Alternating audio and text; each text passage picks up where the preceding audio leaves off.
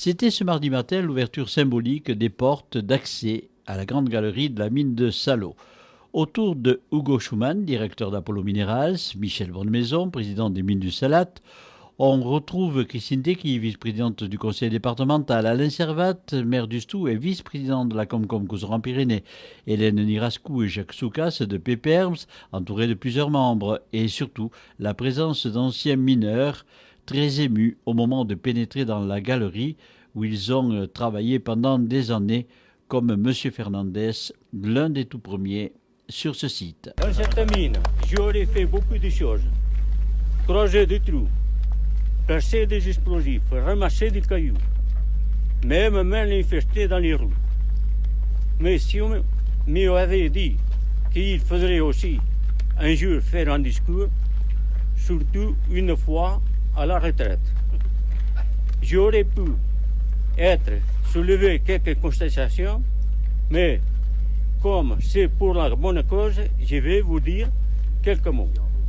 Je ne suis pas le plus ancien des mineurs encore en vie, mais mon âge permet de dire quand même que depuis ce jour de décembre 1986, quand nous avons fermé le portail, nous avions tous la larme à l'œil.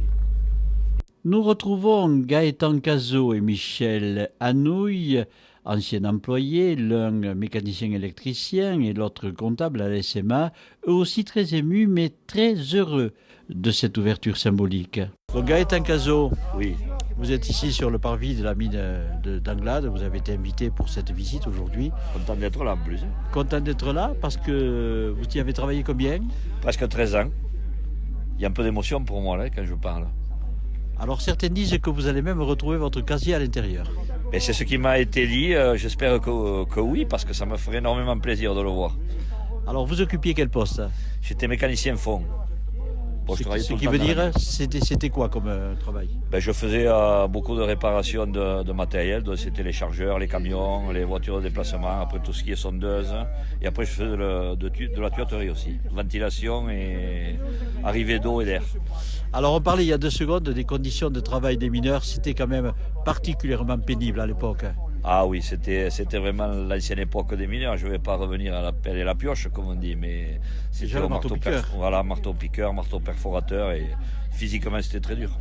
Et dans des conditions couchées quand il fallait, dans des cages pour être un peu protégé. Voilà, c'est ça, surtout pour les cheminées, tout ça, pour les cages d'ascenseur, tout ça, il fallait les creuser verticalement avec des outils particuliers.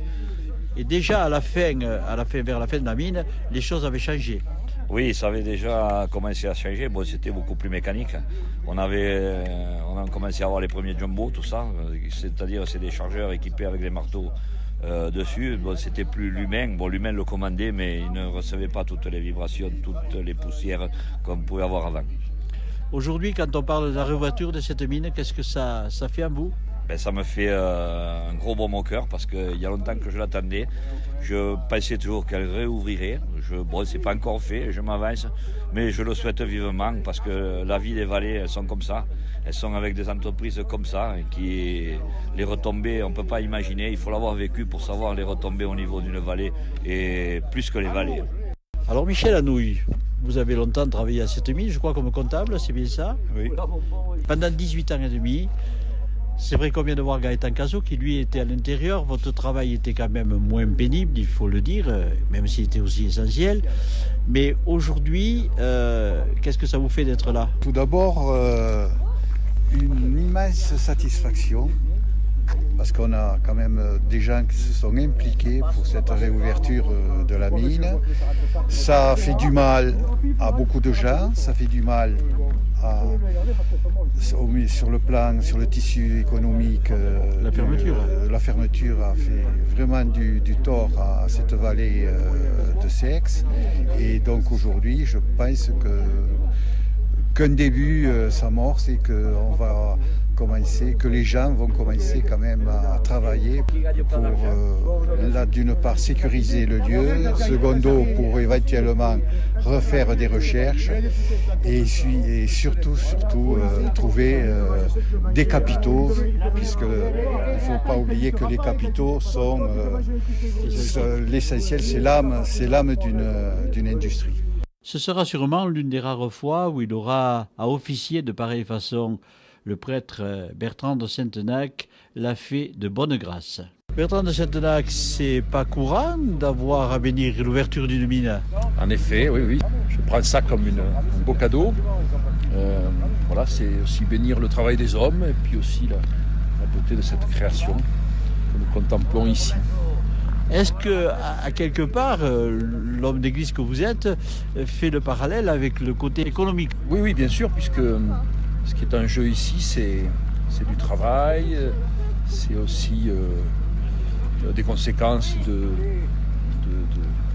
vie, d'amélioration de la vie des hommes. Enfin voilà, moi je vois aussi qu'ici il pourra se faire un projet à la fois économique et aussi écologique. Qu'on puisse contrôler ce qui se fait pour que ce soit dans les meilleures normes possibles. Voilà, qu'on tienne à la fois la vie du couseran, l'avenir du couseran, l'avenir économique, mais aussi le respect de cette création et de l'environnement. Alain Servat, vice-président de la Comcom Couseran-Pyrénées, souligne le rôle responsable des élus et Michel Bonnemaison, président des Mines du Salat, parle d'une nouvelle étape importante. Alors Alain Servat, vous représentez ici la communauté des communes pour cette visite de la mine d'Anglade. On est sur le parvis avec un beau soleil avant d'aller visiter les galeries. Aujourd'hui, on connaît la position de la Comcom. Bien sûr, la Comcom, sur des projets économiques, on a bien sûr déjà la compétence économie, donc on ne peut que regarder ce projet de près pour essayer de l'accompagner, mais bien sûr avec nos exigences, si on peut le dire comme ça, et notre regard au regard de l'environnement et au regard des retours économiques que l'on peut avoir sur le territoire. Alors certains ont reproché à quelques élus une certaine timidité sur le projet. Comment vous l'analysez? Écoutez, moi je l'analyse oui, c'est vrai qu'on a eu un peu ce sentiment quand on a entendu quelques interventions. Moi je dis que les élus n'ont pas été fragiles, ils ont été responsables, c'est le mot. C'est parce qu'on ne veut pas faire n'importe quoi et qu'on a besoin de savoir, nous, les retours qu'il peut y avoir sur un projet économique de la sorte. Un retour économique, un retour environnemental aussi, parce que nous, on ne veut pas que la mine s'ouvre dans n'importe quelle condition. Et on a besoin d'être rassuré sur cette problématique qu'est l'environnement aujourd'hui et les retours économiques. Voilà. Moi, je crois qu'au lieu de dire qu'on a été fragile, je ne sais pas comment vous avez dit, fragile, on a été timide, on a été responsable. Voilà. Michel Bonnemaison, aujourd'hui donc cette ouverture plus ou moins symbolique, mais ouverture de la mine, on est rentré à la mine. Aujourd'hui, ça représente quoi pour vous? Une étape de plus de franchie? C'est une étape réellement de franchie, puisque bien sûr, nous étions déjà rentrés dans la mine pour faire les mesures de sécurité, sans quoi la visite d'aujourd'hui n'aurait pas eu lieu. Mais cette entrée dans la mine se faisait derrière un mur en béton qui symbolisait la fermeture de la mine en 1986.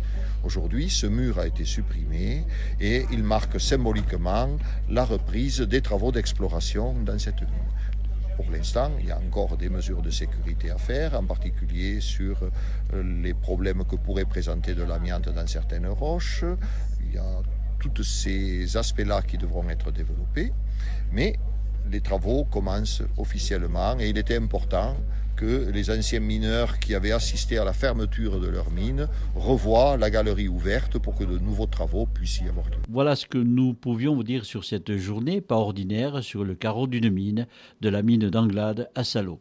Je dois préciser que dès que les photos ont été publiées hier soir sur notre site, sur notre page Facebook, les passions se sont de suite déchaînées avec souvent des propos amers, soutenus par une haine exacerbée.